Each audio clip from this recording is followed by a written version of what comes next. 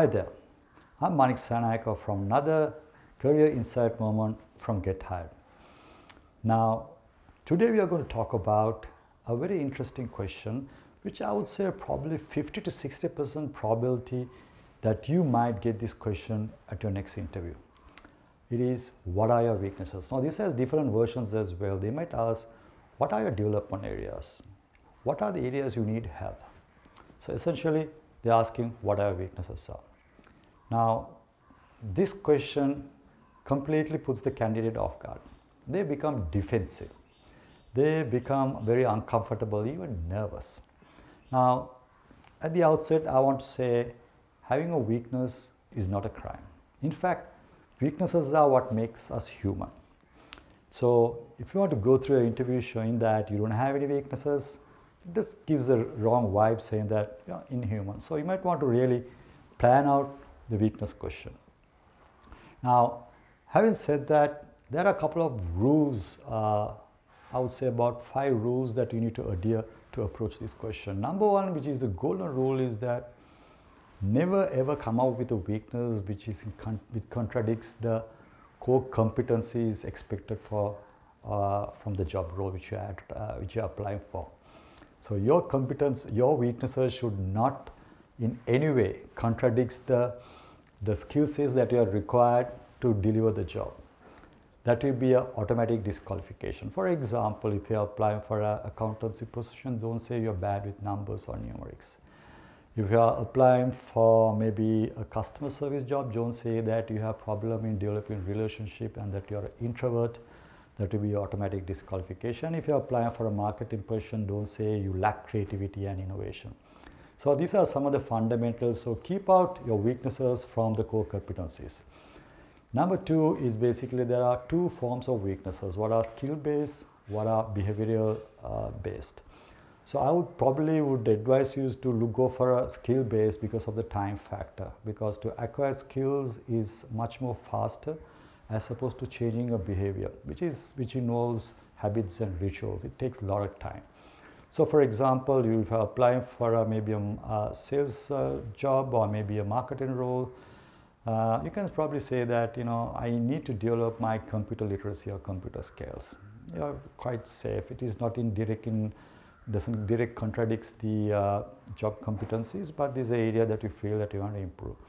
Don't say behavioral questions such as I'm not a morning person, I have problem in multitasking, or I should not be working over the weekend because I need to recharge my batteries and look fresh on Monday morning. So all those things doesn't work well for you because those are behavior related and it takes long time to change those behaviors. So that's number 2. Number 3 is basically don't avoid the weakness questions. A lot of people say, I don't have weakness. And some even say that I have not thought about it, or nothing particular. And some go to the extent of really camouflaging a positive trait as a weakness, like I'm a workaholic. I go too much into detail. I work really fast. So these are positive trait camouflage as a weakness. That is also really bad because that gives the impression that you don't have a weakness. Now, you have to remember that what makes us human is weaknesses. Everyone has that. Everyone has that. So what it gives that it contradicts 8 important words if you don't have weakness. One is your accountability, your acknowledgement skills, and your attitude, awareness, your honesty, your humbleness, your integrity and ego. So these are 8 very important words that you really need to not create any doubt in the minds of the. For example, if you say I don't have any weakness, it shows that your lack of accountability and acknowledgement. So they will visualize you in the organization, something goes wrong, hey, you know what, it's not my problem. I didn't do that. So there's integrity, honesty issue as well.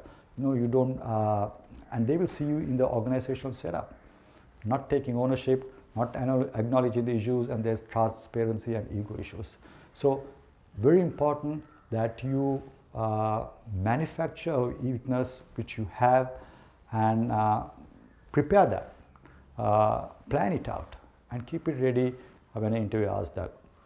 Number 4 is basically mostly the interviewer when they ask this question, what are weaknesses, they are really looking at not just to highlight the weakness, it's basically to kind of see what sort of actions you have taken.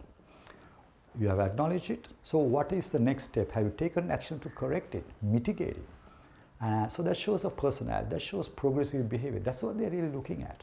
So make sure that whatever weakness that you say, you share, that it is followed up by an action that that you already taken, and that's what really they're looking at. And last but not least is basically you need to, when you share weakness, you need to share in the context of a positive environment. When I say positive context, first share your strength, and then, by the way, I have this weakness. This way you create a state of mind in the interviewer that what, it is something which you have acknowledged and that it affects your competencies, not directly. It's an area of improvement, and that creates a positive vibes, because don't share the weakness in isolation. Let me share with you a small excerpt, an example. This is for a sales role.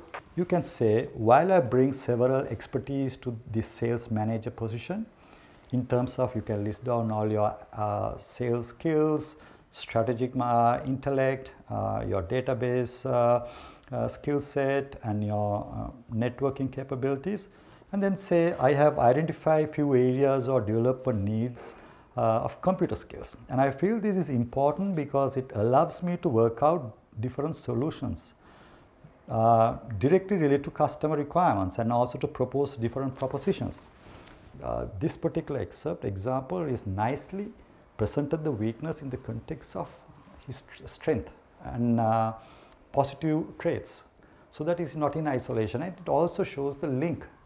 If you acquire those skills, it can complements his selling competencies further. So that's how you present a weakness. So there you go. So in a nutshell, when you address a weakness question, first up, make sure that weaknesses are, we all have that. It's not a crime to have a weakness. And acknowledge that fact. And make sure that when you select a weakness, it is not directly contradicts the core competencies entails from the job role, and also select a weakness that is more or less skill related as opposed to behavioral. And make sure they remember those 8 words. So you need to really plan out and script your weakness, right, so that it creates a greater connectivity in terms of at a human level, that you are a person who takes accountability, you are very humble, your attitude is right, and this is a candidate we want to hire. So if you like this video, please feel free to share with your friends. Subscribe to my channel, Get Hired, by clicking on the subscribe button on the screen. And thank you for watching. See you soon.